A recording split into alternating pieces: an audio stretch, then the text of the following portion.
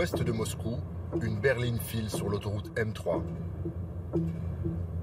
Christophe de Margerie rejoint l'avion d'affaires qui va le ramener à Paris. Il est 23h30, ce 20 octobre 2014. Le pilote vient d'avertir le patron de Total. Il faut se presser car il n'y aura bientôt plus de créneaux de décollage. À Vnukovo, l'aéroport où attend le jet. Dans le ciel, un mélange de neige et de pluie. Le ballet des déneigeuses a repris. 23h50, le patron, seul passager, s'installe dans le Falcon 50. L'hôtesse de l'air rejoint le pilote et le copilote dans le cockpit. Le jet doit se poser au Bourget dans un peu plus de 3 heures. Il ne quittera jamais Moscou.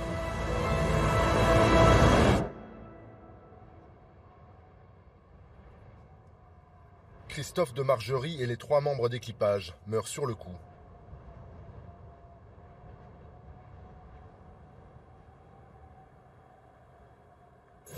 Les enquêteurs examinent différentes versions après l'accident à Vnukovo, dans lequel le patron de la compagnie française Total a trouvé la mort. La première entreprise de France a perdu son président, Christophe de Margerie. L'avion a heurté au décollage une déneigeuse qui traversait la piste. L'accident est rarissime. Quelques heures après le drame, les Russes désignent un coupable, idéal. Le conducteur de l'engin, en état d'ivresse selon les autorités, serait responsable de la mort de Christophe de Margerie, 63 ans, patron de la première entreprise de France. À Paris, c'est le choc, jusqu'au plus haut niveau de l'État. Aux obsèques du grand patron se presse le monde de la politique et des affaires. Même le puissant émir du Qatar a fait le déplacement pour saluer la mémoire d'un autre roi du pétrole. Totalement atypique. Une personnalité exceptionnelle par son sens du contact, sa drôlerie, en même temps son astuce. Il aime la palabre. Christophe introduit dans ce monde très dur, très difficile, de l'humanité, une attention aux autres que je n'ai jamais rencontrée dans les affaires pétrolières comme dans les affaires en général. Patron du CAC 40 et pourtant sympathique.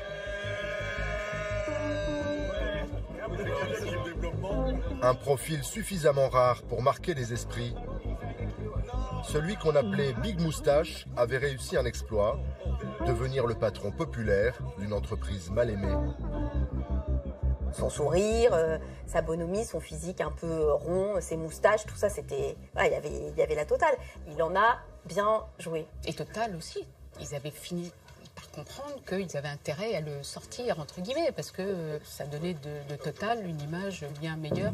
Mais derrière ses moustaches, le truculent patron cachait aussi une part d'ombre. L'histoire de Christophe de Margerie, c'est le destin d'un fils de bonne famille, marqué par son adoption à l'âge de 10 ans, entré chez Total par la petite porte pour devenir le patron le plus puissant de France. Un patron capable pour décrocher un contrat de fréquenter sans sourciller les régimes les plus autoritaires. Quand les gens disaient « mais pourquoi vous êtes au Nigeria, pourquoi vous êtes ici, pourquoi vous êtes là, dans des pays où les droits de l'homme ne sont pas respectés », ils disaient « moi je vais là où il y a le pétrole, moi je fais du business, je ne fais pas de la politique ». Christophe était un homme d'affaires très malin. Je pense que c'était un leader né. Un leader capable de contourner la diplomatie de son propre pays pour faire des affaires. En dénonçant les sanctions européennes lors de l'annexion de la Crimée par la Russie, il s'est fait de nouveaux amis, précieux. Christophe de Margerie était une personnalité très forte. Il n'avait pas peur de dire la vérité, même s'il savait que ses propos pouvaient ne pas plaire à tout le monde. Des suites du scandale de l'Erika, aux manifestations contre la présence du groupe français en Birmanie, le patron aura tout affronté pour Total. Jusqu'à cette mort violente et mystérieuse, l'enquête vite expédiée n'a pas dissipé toutes les zones d'ombre. Pour la première fois, le conducteur de la déneigeuse donne sa version des faits. Les roues de l'avion sont passées tout près de ma tête, à 10 cm près. Et puis le capot arrière de ma machine a été arraché. Tout ça, c'est du pipeau. Je n'y crois pas du tout. On se tait, on ne dit rien. Le vrai problème, c'est que la réputation du système judiciaire en Russie, et plus particulièrement ce comité d'enquête, est telle qu'il se trouvera toujours des personnes, comme moi, qui n'auront pas confiance. Retour sur la fin tragique et la vie hors norme de Christophe de Margerie. Du Grand Nord sibérien au désert du Golfe, en passant par les collines champenoises, voici l'histoire du patron qui voulait être aimé.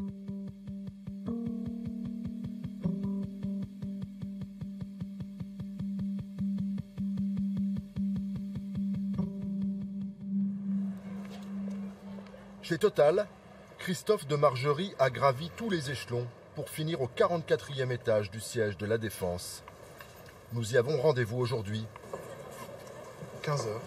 Nous voulons convaincre les responsables de l'entreprise de nous ouvrir leurs portes. Car 2 ans après le drame, Patrick Pouyanné, le nouveau patron, nous a fait savoir que ni lui, ni aucun salarié du groupe ne s'exprimera. Malheureusement, rien à faire. Bonjour. Monsieur Pouyanné campe sur ses positions. Ouais, enfin, Guillaume. Quand on a présenté le projet à Patrick, il a juste eu vraiment dans son esprit l'hommage à Christophe va forcément avoir une grosse partie sur l'accident et moi je veux pas de ça pour Total et pour Christophe. Voilà. Après, je suis persuadée que ce sera réussi, que l'exercice sera réussi. Merci, au revoir. Et si l'exercice est réussi, ce ne sera pas grâce à Total. L'entreprise refuse que l'on s'intéresse aux conditions de la mort de Christophe de Margerie et bloque l'accès à ceux qui pourraient nous raconter sa vie. Nous partons donc, seuls, sur les traces de Big Moustache, quelque part au nord du Qatar. Margerie y a gagné ses premiers galons, grâce à cet homme, Abdullah Al-Attiyah, incontournable ministre du pétrole jusqu'en 2011. Au bout de la route 77, il nous ouvre exceptionnellement les portes de Ras Laffan, le plus gros site de production de gaz liquéfié au monde. Le gaz, énergie aujourd'hui tendance, Margerie y a cru dès les années 90 en investissant 5 milliards de dollars dans ce complexe gigantesque. Bonjour. Bonjour. Son Excellence Al-Attiyah a fait construire ici le plus grand port artificiel du monde. Chaque année, 1500 supertankers viennent y faire le plein de gaz avant de repartir aux 4 coins du globe. Tout ce que vous voyez autour de nous porte la trace de son Excellence, je vous l'assure. C'est un peu notre parrain. Ah donc vous êtes le parrain et Ras Laffan c'est un peu votre bébé. Oh, vous savez, Christophe aussi était très impliqué dans ce projet, là où d'autres ont laissé passer leur chance. Quand la production de Qatargaz a commencé à bien marcher, le patron de British Petroleum est venu me demander « Est-ce qu'on ne pourrait pas rentrer dans le jeu maintenant ?» Je lui ai répondu « C'est trop tard. Ne perdez pas votre temps. Vous avez eu une opportunité. Vous l'avez laissé passer. Vous ne pouvez pas venir déguster le gâteau si vous n'avez rien fait en cuisine. » En misant sur Ras Laffan avant les Britanniques, le Français a fait une très bonne affaire. Pourtant, à Doha, en 1995, la première rencontre avec le jeune ministre du pétrole ne s'était pas bien passée. Pour faire avancer les négociations, Margerie souhaitait faire appel à des intermédiaires. Je lui ai dit, c'est moi le patron. Vous devez jouer avec moi et moi seulement. Je suis en charge du business. Ne faites rien dans mon dos. Si vous le faisiez, je ne travaillerai pas avec vous. Il m'a regardé bizarrement et j'ai vu qu'il comprenait. Christophe savait lire sur les lèvres. Il avait compris qu'il était temps de changer de stratégie et d'être plus conciliant. Et ça, c'est la qualité la plus importante quand on est leader. Dans le golf, le style Margerie fait mouche. Il aime connaître ses interlocuteurs, il aime savoir comment vont les familles des uns et des autres, comment vont les enfants. C'est important de discuter des affaires, mais avant tout, on s'ouvre, on crée une relation de confiance. C'est à l'inverse du businessman américain qui débarque de son avion et qui a un agenda qui est prévu à la seconde près. Le temps n'existe plus. Il passait son temps à raconter des blagues. Regardez là, c'est mon fils. C'est le jour où le président français m'a remis la Légion d'honneur. Tout le monde rigole. Et c'est sûr, c'est Christophe qui provoque ça. Il savait comment faire rire les gens. Et ce n'est pas donné à tout le monde. Dans les années 90, Margerie a parfaitement compris les codes de la région. Celui qui n'est encore que le patron du secteur Moyen-Orient chez Total se fait des dizaines d'amis autour de la Méditerranée. Parmi eux, Randa Takiedine, Pierre Terzian et Kate Dourian, tous trois fins connaisseurs du monde arabe et du pétrole. Avec Christophe, il se mettait tout le temps là et ça va varier, ça recoulait. Christophe, la dernière fois, il était ici. Il aimait le Moyen-Orient à cause du jeu. Il y a beaucoup de jeux au Moyen-Orient. On joue à aborder l'autre, on joue à négocier. Il était prédestiné au Moyen-Orient à cause de sa simplicité, à cause de son humour. Il adorait de rire. On parlait un peu de politique, un peu de pétrole, un peu de lui-même, de ses gaffes, de comment il était tout le temps en retard. Souvenir de ces bons moments, Randa a gardé la précieuse bouteille de Christophe de Margerie, le bon vivant qui aimait refaire le monde jusque tard dans la nuit. Il m'a dit « Oh là là, il est délicieux ce whisky, tu me le gardes, tu ne fais boire personne. » Et depuis, la bouteille, elle est comme elle est depuis Christophe. Et il partait pas, je me souviens, à la porte, il passait une demi-heure, une heure à dire au revoir, à continuer à discuter. Il adorait les gens, il aimait les gens, il aimait tout le monde, c'était un homme très sociable. Monsieur de Margerie, s'il vous plaît. Sociable au point de ne jamais refuser la rencontre, toujours prêt à plaisanter, même sur le perron de l'Élysée. Non mais 3 minutes. 2 minutes. Une, allez hop. Aussi à l'aise dans les palais qu'à l'usine. Mais vous allez voir la partie Octara, ça monte. Vue d'en haut. Vue d'en haut. C'est impressionnant. Aussi attentionné avec l'une de ses 100 000 salariés. Je sais que c'est trop ici. Qu'avec les membres de son conseil d'administration. D'où venait la légendaire bonhomie du grand patron. Victoire, sa demi-sœur, Diane et Laetitia, ses 2 filles, ont accepté de lever un coin du voile, à condition de ne pas évoquer le drame de Moscou. Pour ne pas trop s'éloigner de ses proches, Margerie a toujours refusé de quitter Paris. En famille, il était comme avec les collègues et les amis. Ah oui, tiens, on est bien là tous les deux, tiens. Rieur, jovial. Dans l'intimité, on l'appelait Christo. Il n'avait pas le goût du luxe. Le roi du CAC 40 aimait le jardinage, le bricolage et les repas sans chichi. Son plat préféré, c'est de lui donner un bon camembert bien coulant, avec sur un petit morceau de baguette et un petit coup de rouge, il était content. Ouais. Oui, il était très simple. C'est bon papa? Ouais. Ah bah oui. Bah c'est ouais. bon papa et ton père en train de faire le bricolage du bateau. Que moi j'ai 11 ans. L'homme cachait aussi le souvenir douloureux d'un épisode d'enfance, le divorce de ses parents et surtout ses conséquences. Après la séparation, la mère de Christophe se remarie avec un assureur, Pierre de Margerie. Le jeune garçon et ses 2 frères voient leur père biologique s'éloigner pour toujours. Il va même renoncer officiellement à sa paternité, une sorte d'abandon légal. Le vrai traumatisme, c'est la séparation de ma mère et de son premier mari. Et là, il devait avoir quoi, 4-5 ans. Mon père a rencontré ma mère et l'a demandé en mariage. Et il lui a dit je vous demande en mariage et je vous demande aussi l'adoption entière des 3 garçons. Et donc, il a fait une adoption pleine et entière des 3 enfants.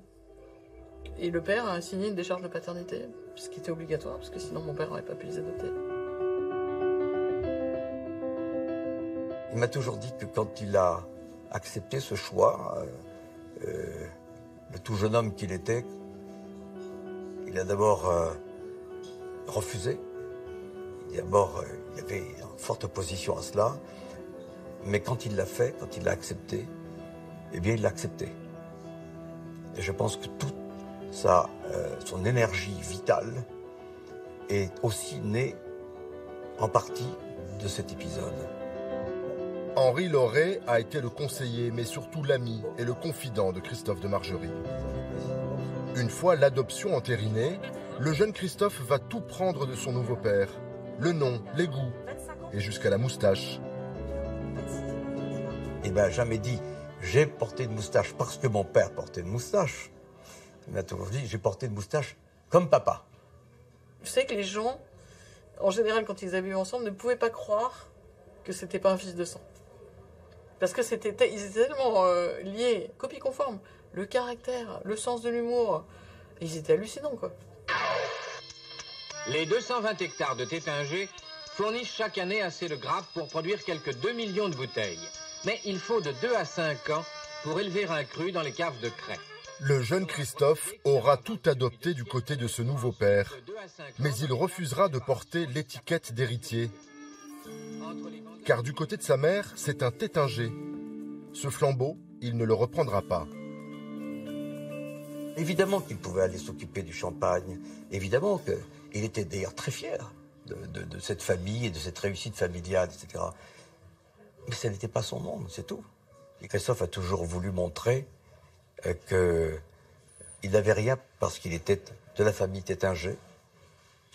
Il a voulu montrer aux uns et aux autres, et d'abord à lui-même, ça, je peux vous l'assurer, que ce qu'il faisait, c'était son propre mérite.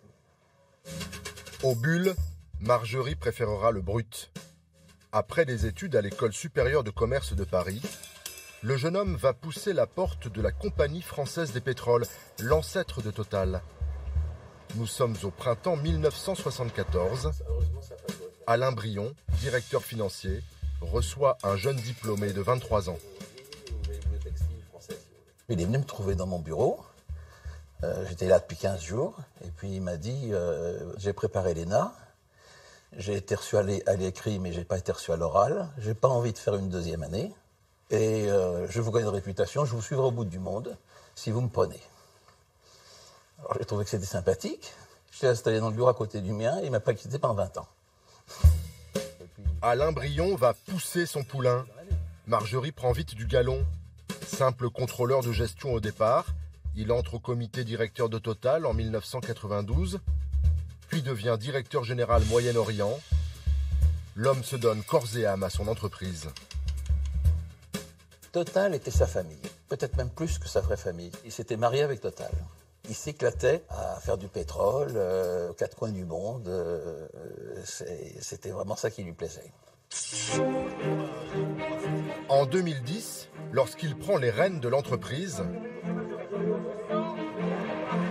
le procès du naufrage de l'Erika vient de s'achever. Trop riche, trop sale. Le pétrolier français a une image désastreuse. Voici le numéro 1 de Total, Christophe de Margerie. Le nouveau patron va descendre dans l'arène. Il veut réconcilier les Français avec le géant tricolore du pétrole. Bonsoir. Quitte à aller au charbon. À l'époque, le patron sympathique écume les plateaux de télé où il est particulièrement bien reçu.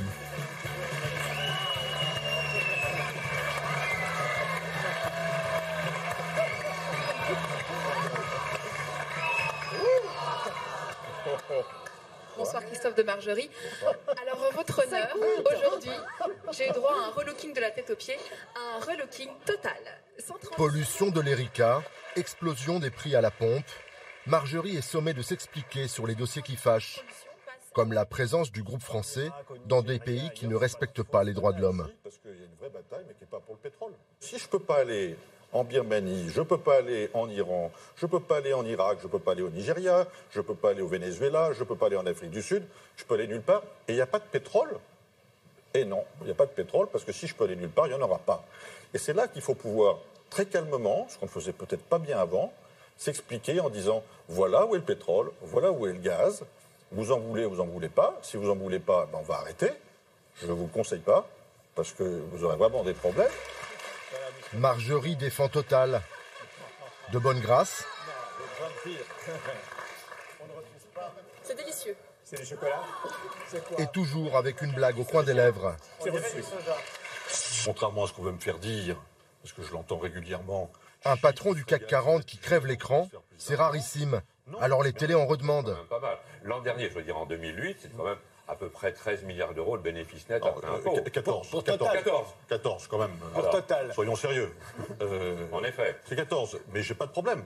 Je pense que vous savourez le plateau d'enfer qu'on a... Le patron communique tous azimuts et va même jusqu'à affronter ses adversaires. Donc Cécile Duflot, secrétaire nationale des Verts, Christophe de Margerie, le patron de Total. Je donne un coup de chapeau à Christophe de Margerie parce que je pense qu'il n'y a pas beaucoup de patrons du CAC 40 qui descendraient comme ça, volontiers, avec plaisir, débattre avec moi. Avec vous, avec quelqu'un d'aussi pugnace. À plusieurs reprises, Margerie participe à des réunions débats organisées par Libération. Devant le journal de gauche, Tendance écolo, le patron joue son va-tout. Il y avait de sa part un peu de provoque aussi. C'est-à-dire que finalement, les grands patrons ne parlent pas à Libé, et ben moi je les emmerde, je vais aller parler à Libé. Je pense que lui se disait que de toute façon, cramer pour cramer, il n'avait rien à perdre.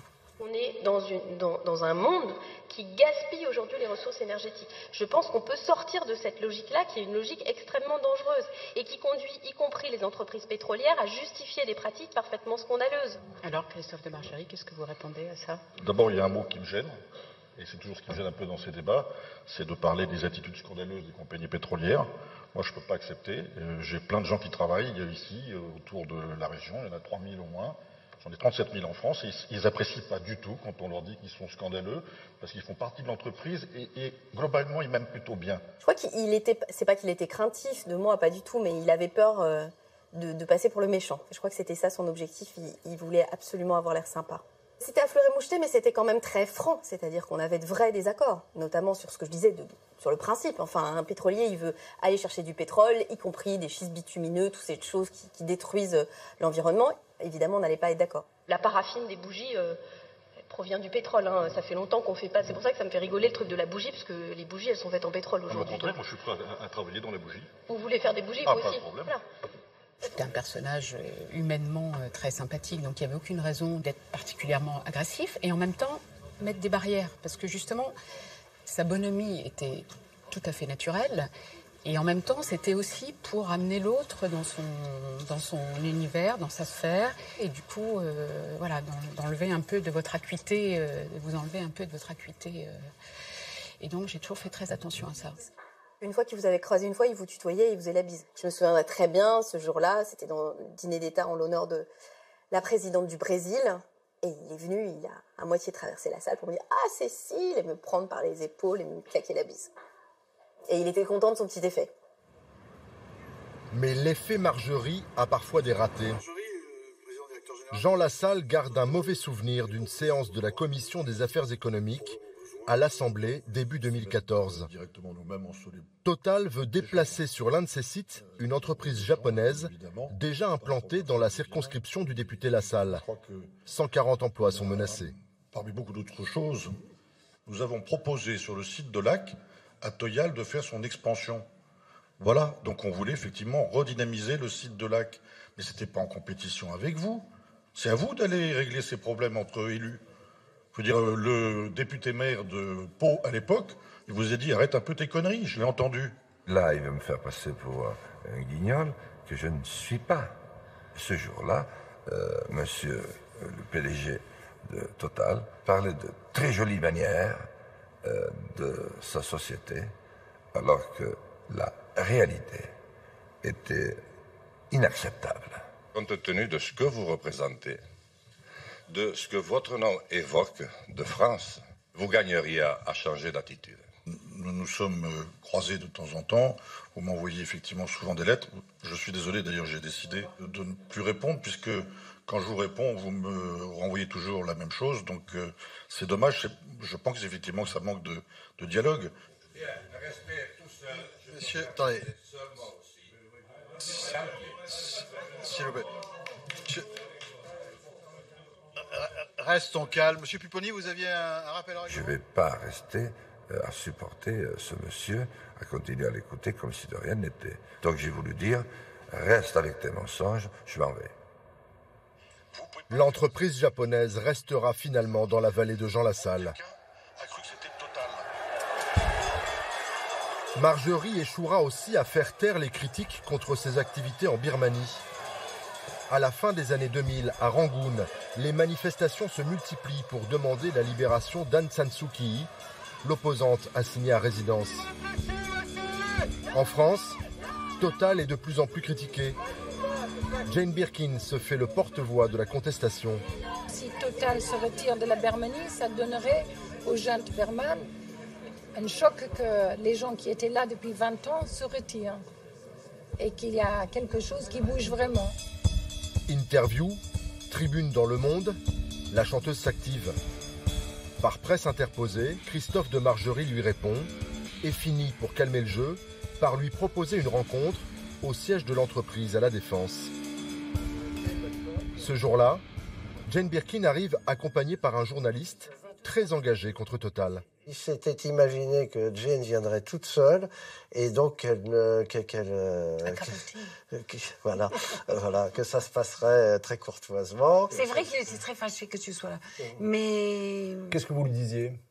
Je lui avais dit que ça me semblait que Total, la présence de Total en Birmanie était des collaborateurs de la junte birmane. Il était fâché, donc il était moyennement charmant quand même, mais il était pittoresque. Il avait envie de vous embobiner? Je pense qu'il pensait qu'il m'embobinerait très facilement. Moi, j'ai senti quelqu'un qui n'était absolument pas habitué à ce qu'on le contredise. On le faisait sortir de ses gonds en le contredisant factuellement sur ses affirmations sur la Birmanie. C'est visiblement quelque chose qui lui arrivait pas souvent du tout et qu'il vivait mal. Ce jour-là, Marjorie reste inflexible. Son groupe n'a jamais quitté la Birmanie. Et voici comment, quelques mois plus tard, l'entreprise présente les relations entre Total et le peuple birman. Visite d'école, lâcher de ballon et bons sentiments.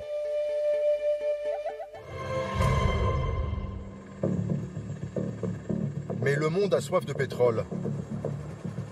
Alors tout au long de sa carrière, le Français parcourt la planète pour le trouver et le commercialiser dans 130 pays, peu importe le régime en place ou les risques à prendre. Russie, Arabie Saoudite, Congo. Pour Marjorie, le pétrole n'a pas d'odeur. Vous êtes content? Cette boulimie, il va parfois la payer cher. En 1997, il signe un gros contrat en Iran et déclenche la colère de Washington. L'Iran est sur le coup des sanctions que les Américains ont décidées depuis la chute du Shah, et depuis la révolution islamique. Et donc, ils ne veulent pas que les autres puissent travailler avec les pays qu'ils ont, eux, sanctionnés. Et souvent, il y a le renard n'aime pas les raisins, mais ne veut pas que la poule les mange. Bon, il y a des phénomènes. Si on ne va pas, nous, Américains, en Iran, personne n'y va. Personne ne doit y aller. Et ils ont décidé d'y aller. Christophe de Margerie, notamment, a poussé. Il a décidé d'y aller. À l'époque, j'étais donc en fonction, c'était d'ailleurs le début, je les ai encouragés à y aller. Mais les Américains attaquent Total en justice. Résultat, 15 ans de bras de fer et à l'arrivée, le groupe français verse 400 millions de dollars pour mettre fin aux procédures. Le prix à payer pour s'être opposé à l'oncle Sam. Une grande entreprise française, Total. Dans toute son histoire, elle s'est construite plus ou moins contre la domination anglo-saxonne. Vous avez en face des Américains qui sont d'abord des concurrents dominants, voire dominateurs, voire hégémoniques. Donc chaque fois que vous réussissez à vous introduire dans une région, c'est parce que telle ou telle entreprise américaine qui convoitait ce marché ne l'a pas eu. ne pouvez pas exister, amener une entreprise à ce niveau-là, si vous n'êtes pas sans arrêt en train de résister ou de lutter contre les géants américains. Dans sa guerre contre les majors américaines, Marjorie a aussi remporté quelques victoires. La dernière, c'était en Russie, à 3 heures de vol de Moscou. Bienvenue en Sibérie, dans la péninsule de Yamal, au nord du cercle polaire. On se prépare à exploiter ici un énorme gisement de gaz. 25 milliards d'euros ont été investis pour ce chantier colossal. Avec Yamal, la Russie va devenir le premier fournisseur de Total.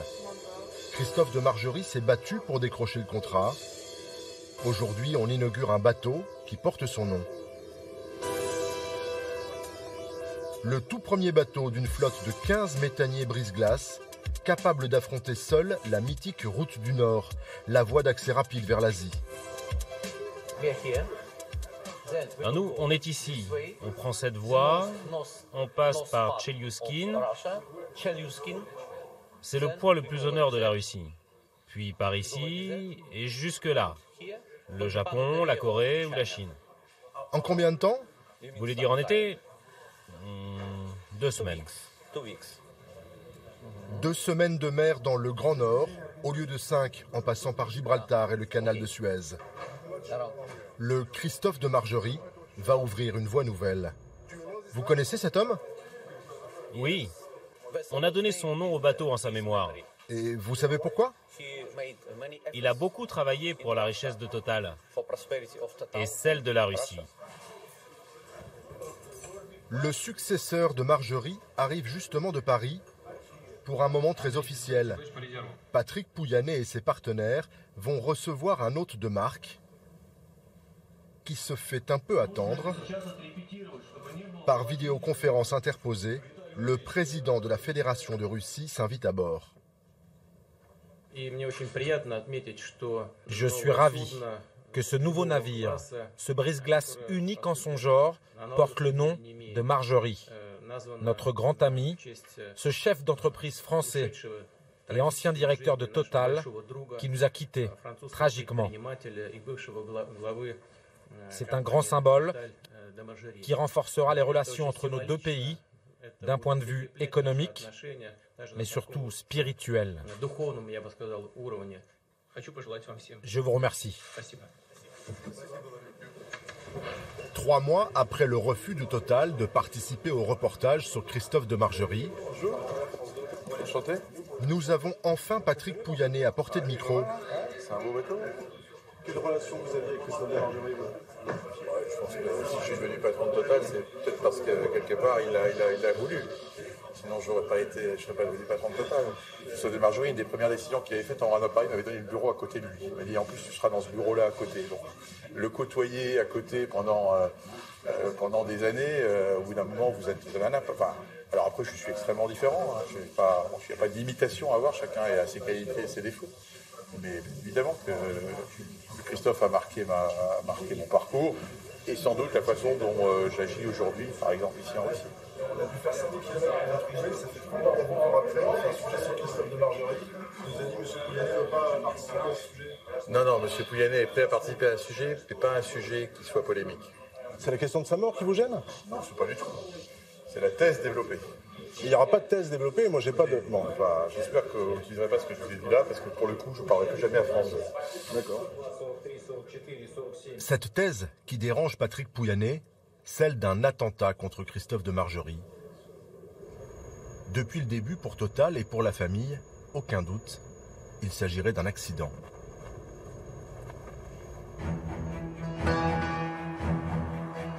Retour à Moscou. Le 20 octobre 2014, Margerie est une fois de plus dans la capitale russe. Depuis 10 ans, Total a renforcé ses positions dans le pays et le grand patron français a maintenant ses entrées au sommet du pouvoir.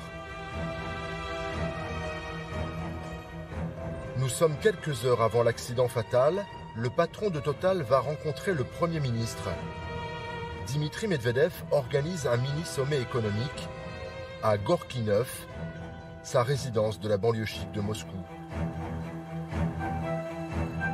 Voici la dernière photo de Christophe de Margerie avec les 30 plus gros investisseurs étrangers en Russie. Ce jour-là, le patron de Total se fait remarquer. Il dénonce les sanctions économiques européennes suite à l'annexion de la Crimée. Pour évoquer celui qu'il appelle le grand ami de la Russie, ravi de vous rencontrer. Dimitri Medvedev a tenu à nous recevoir dans la salle même où s'est tenue la conférence. Je me souviendrai toujours des propos qu'il a tenus ce jour-là. Il a clairement dénoncé le mélange entre la politique et l'économie.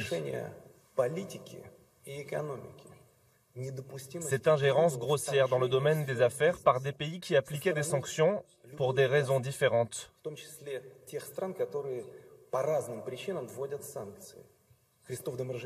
Christophe de Margerie était une personnalité très forte.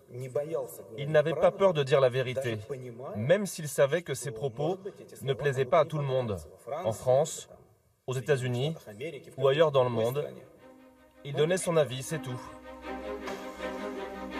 Toute la journée, ce 20 octobre, le Français enchaîne les rendez-vous dans Moscou. Jean-Marc Ishbia l'accompagne. Il est à l'époque le numéro 2 de Total en Russie. Le soir, les deux hommes sont invités dans l'ancienne résidence de Nikita Khrouchtchev. C'est aujourd'hui la luxueuse villa de Gennady Timchenko. Le richissime oligarque reçoit ce soir-là le gratin de l'industrie pétrolière pour un dîner informel.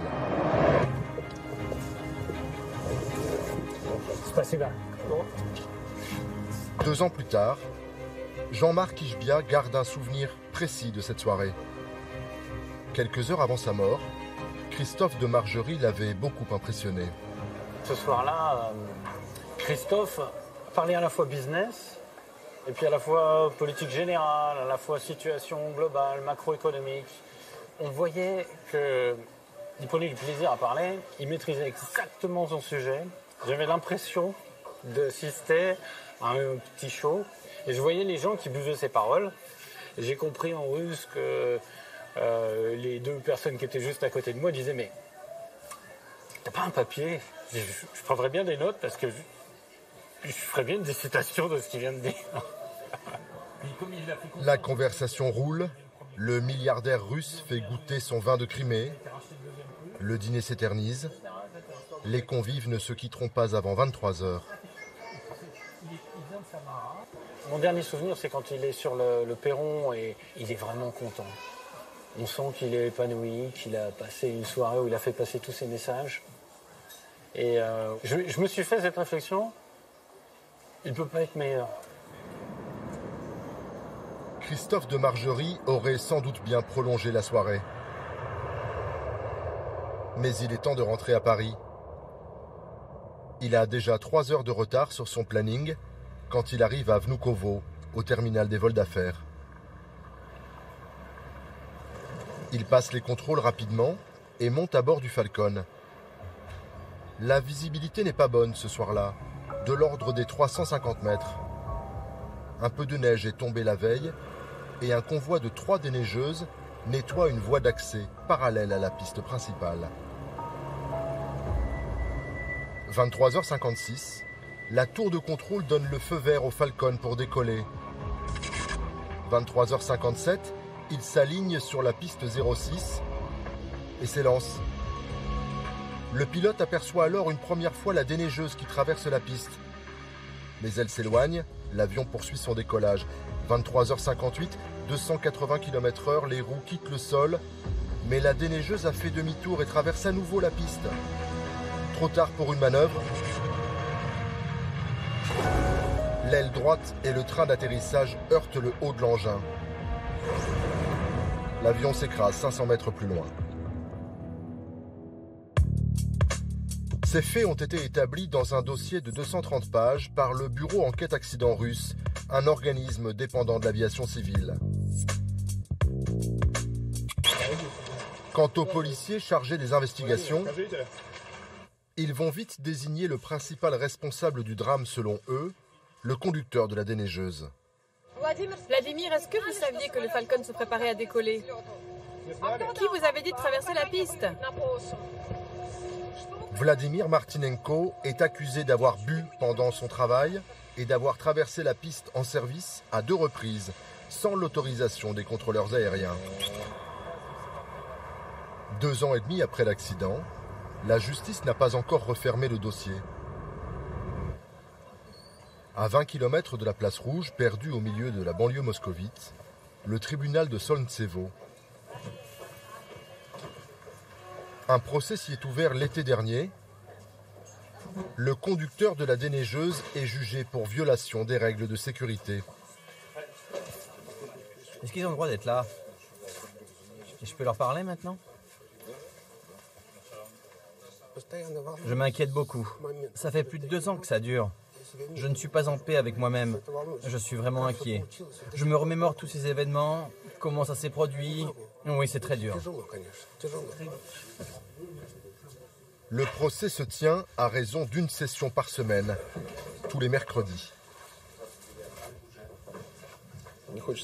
Je reste prudent. Je ne veux faire aucun pronostic. Je peux juste vous dire que l'affaire est sérieuse. Mon client risque jusqu'à 7 ans de réclusion.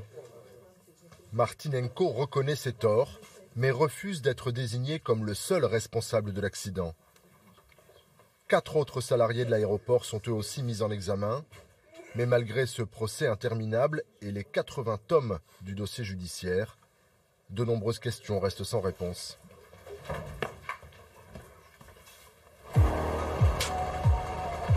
Dans Moscou, certains trouvent l'histoire un peu trop simple. À Novaya Gazeta, l'un des rares journaux indépendants du pays, c'est Irek Murtazine qui a suivi le dossier. Selon lui, la version officielle est bourrée d'incohérences. Rien ne prouve par exemple que le conducteur était bien à bord de la déneigeuse au moment du choc. On a une déneigeuse percutée à grande vitesse par un Falcon. Elle est toute emboutie. L'avion est écrasé. Et lui, Martynenko, il est indemne. Ça ne tient pas. Regardez l'état de cet engin. Moi, je vous dis qu'il n'y avait personne dedans. La version officielle aurait été plus crédible si, au moins, on avait dit que le conducteur était sorti pour prendre ses repères. Mais selon la version officielle, il était bien à l'intérieur. Pourtant, la photo prise par le bureau enquête accident quelques jours après le drame montre une cabine relativement épargnée par le choc.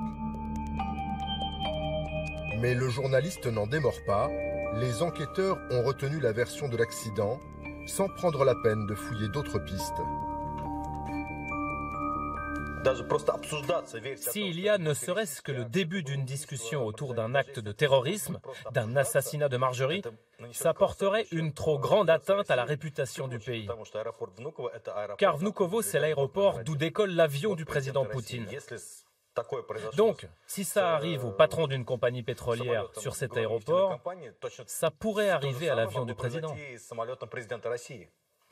Bon alors, selon vous, il s'est passé quoi ce soir-là? Je ne sais pas. Je n'ai pas les moyens d'investigation. Je n'ai pas pu fouiller cette affaire en profondeur.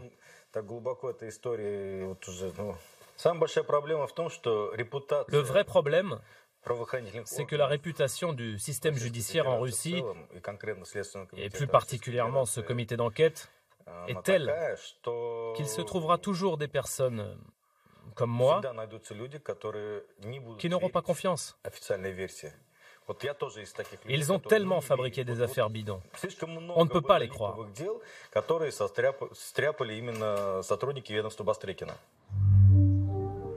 À 3000 km de Moscou, isolé dans la campagne avéronaise, un autre homme ne croit pas à la version officielle. En 2007, Patrick Vervel avait épousé Ruslana, l'hôtesse de l'air qui était à bord du Falcon. Le 21 octobre au matin, Attends, Russe, attention, hein. Dans la ferme que le couple rénove, Patrick allume la télé. Il est 7h30. Okay. Sa vie bascule. On dit, c'est pas possible. Ça peut pas être comme ça. On peut pas ne pas se revoir. Et puis on comprend pas un vol de Paris-Moscou tout bête, tout simple. 3 heures de vol. Pour moi, il n'y avait aucun problème. Pourquoi ce crash? Je comprenais rien à ce qu'on m'expliquait. Trop de brouillard, on voyait rien. C'était le flou total. Et après, j'ai réalisé petit à petit, mais sur le moment, je réalisais rien du tout. Une fois le choc passé, le doute s'installe dans l'esprit de Patrick. C'est d'abord une photo qui le questionne. La dernière image de sa femme, quelques heures avant le drame, sous un parapluie. Cette photo est prise devant le Kremlin, et c'est mon épouse qui est avec le copilote, et c'est le pilote qui prend la photo. Il n'y avait pas de neige. Et d'ailleurs, il pleut, là on voit bien, il y a le parapluie, il pleut. Donc en fin de compte, ces éléments sont importants parce que ça ne justifie pas les 3 déneigeuses le soir. La piste d'envol... Aussitôt après le crash, Patrick s'est plongé dans le dossier. Il est même parti à Moscou et a relevé une première bizarrerie dans l'enquête. Pas d'alcotest pour déterminer l'état d'ébriété du conducteur. Pas de prise de sang, mais un simple examen visuel par un médecin de l'aéroport. Soi-disant, il était alcoolisé. Ensuite, on nous dit qu'il avait 0,6 g. Ensuite, on nous dit qu'il n'y a pas eu aucun alcotest de fait, donc c'est surprenant. Et puis 0,6 g, c'est pas un taux qui permet d'être complètement perdu, complètement ivre. C'est 2 ou 3 verres de vin, c'est pas du tout important comme taux. Selon Patrick Vervel, le déneigeur lui-même n'est pas crédible. Martinenko a dit qu'il était perdu, qu'il voyait rien, qu'il était... Alors perdu, on voyait à 350 mètres.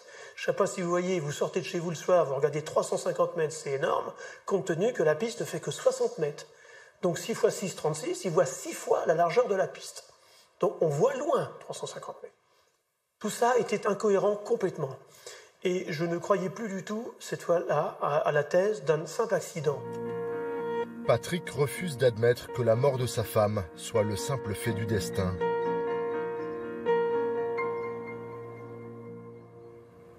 Martinenko cacherait-il la vérité? Après 11 mois de détention préventive, l'homme est aujourd'hui libre. Nous avons réussi à le convaincre. Il nous accorde sa première interview depuis le drame. Il a 63 ans et travaille depuis 2004 à Vnukovo. Il est bien vu par ses supérieurs. Dans son dossier professionnel, aucun problème lié à l'alcool. Est-ce qu'il vous arrive de boire quand vous travaillez? Non, au travail, je ne bois pas. En dehors, ça m'arrive, pour une fête, une occasion particulière, un pot entre collègues. Je ne le nie pas, mais au travail, jamais, non. Ce soir-là, vous êtes parti déneiger, mais est-ce que c'était vraiment utile de faire ça, je veux dire, par rapport aux conditions météo? C'était utile? Oui, c'était nécessaire. La piste d'envol était propre, mais aux abords des pistes d'approche et dans les virages, il y avait des tas de neige amassés. Et notre chef d'équipe a reçu la consigne. Alors, on est parti nettoyer. On le fait souvent pendant les services de nuit, quand le trafic des avions est moins important. Dans le convoi des déneigeuses, Martinenko était en dernière position ce soir-là. Il se serait laissé progressivement distancer jusqu'à, dit-il, se retrouver seul et désorienté. Au moment du choc, je ne savais pas que j'étais sur la piste de décollage. J'avais suivi les gyrophares d'un véhicule que j'ai pris pour ma voiture de tête de convoi. Et puis en arrivant tout près, j'ai compris que c'était pas la bonne voiture. C'était la voiture d'un sous-traitant. Il y en avait plein ce soir-là qui travaillaient. J'ai fait demi-tour à ce moment-là pour retrouver mon convoi, sans me rendre compte que je traversais à nouveau la piste. Sinon, je ne l'aurais jamais fait. Ouais, mais visuellement, les choses sont bien différentes quand même. Les lumières de la piste d'envol et celles des pistes d'approche ne sont pas les mêmes. Ouais, c'est vrai. Les lumières sont différentes. Mais quand on travaille, on projette de la neige partout. Il neige un peu sur le pare-brise. C'est difficile de bien voir. Et puis à ce moment, on peut perdre le sens de l'orientation. Martinenko aurait donc perdu son convoi. Avec son engin, il continue de se déplacer sur les pistes sans que personne ne détecte le danger. En poste dans la tour de contrôle ce soir-là, une contrôleuse aérienne en formation, âgée de 22 ans, et son supérieur. Ses instructions sont claires. Après avoir autorisé un décollage, elle doit lâcher ses écrans des yeux pour un contrôle visuel direct du tarmac. Selon son avocat, c'est bien ce qu'elle a fait. Mais elle a raté l'essentiel. La visibilité était mauvaise, mais même par temps de brouillard, les contrôleurs doivent suivre visuellement le mouvement des avions pour détecter par exemple un début d'incendie sur un réacteur. Mais il y a des angles morts, à cause par exemple des supports des baies vitrées. Regardez, là c'est la piste d'envol de l'avion. Et là en jaune, vous avez les angles morts qui apparaissent. Ça correspond à la partie des pistes que ne voyait pas ma cliente. Quelques secondes avant la collision, Martynenko fait demi-tour justement dans l'angle mort de la jeune contrôleuse aérienne. Elle a finalement été disculpée, le procès se poursuit sans elle. Pour la justice, le principal responsable reste donc Martynenko. Lui se voit d'abord comme un miraculé.